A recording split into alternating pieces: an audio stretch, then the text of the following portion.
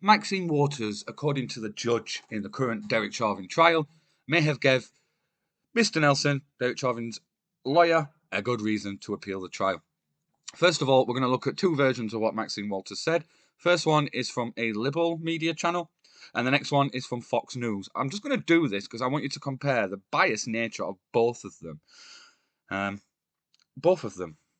They edit out what they want and they put in there. So I'm just going to put you, first of all, the liberal and then what Fox News said. Despite the fact that we know that people of color have been killed too often, unarmed young men, in particular black men, have been killed. We know that we're now coming to the end of the George Floyd trial, and that I suppose the closing arguments are going to be made on that case coming Monday.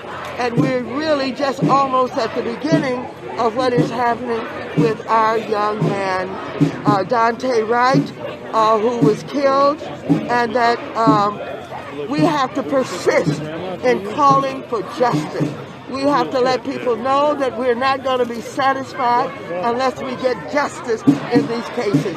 And so I just could not sleep, I could not rest, I could not be satisfied without coming here to let the family know, and the friends know, and the people of this community know, and all those who have organized for justice know that I stand with you, and I'm going to stand not only with you, but continue to fight in every way that I can for justice. For a guilty verdict, if nothing does not happen, then we know that we've got to not only stay in the street, but we've got to fight for justice. We've got to get more confrontational. We've got to make sure that they know that we mean business.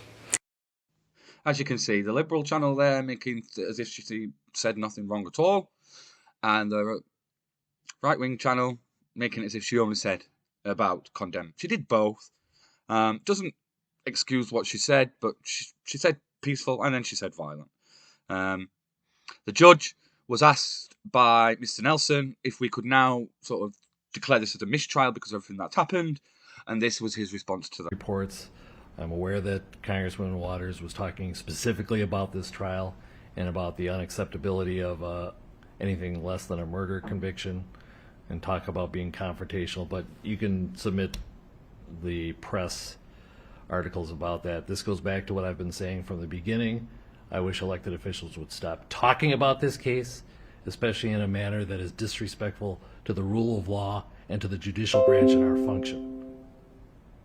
I think if they want to give their opinions, they should do so in a respectful and in a manner that is consistent with their oath to the Constitution, to respect a co-equal branch of government.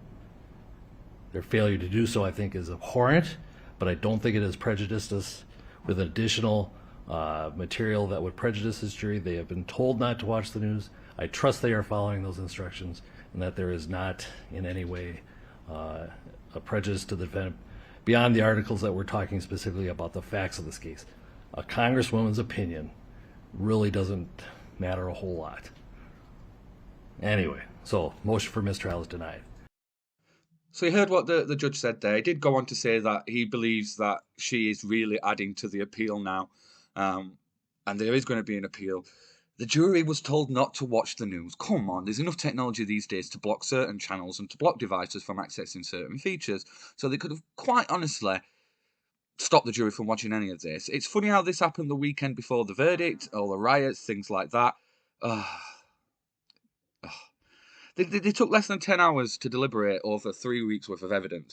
I mean, I've gone through the evidence on my trial. There's no way that he's guilty of murder, in my opinion. If you don't believe me, you want to make your own opinion up about that, please review the evidence. For me, this is the start of it. They got rid of Trump for saying peacefully protest outside Congress, but they won't get rid of this woman for saying what she said. And Nancy Pelosi said, oh, it wasn't really asking for violence or anything like that. As you've seen from my last video, it's already starting. I think the civil war in America is going to happen. There's also over 3 officers that need to be trialed. Ridiculous. But again, this is a debate channel, so what are your thoughts on this? Please leave your comments below. And if you are new to the channel, please subscribe.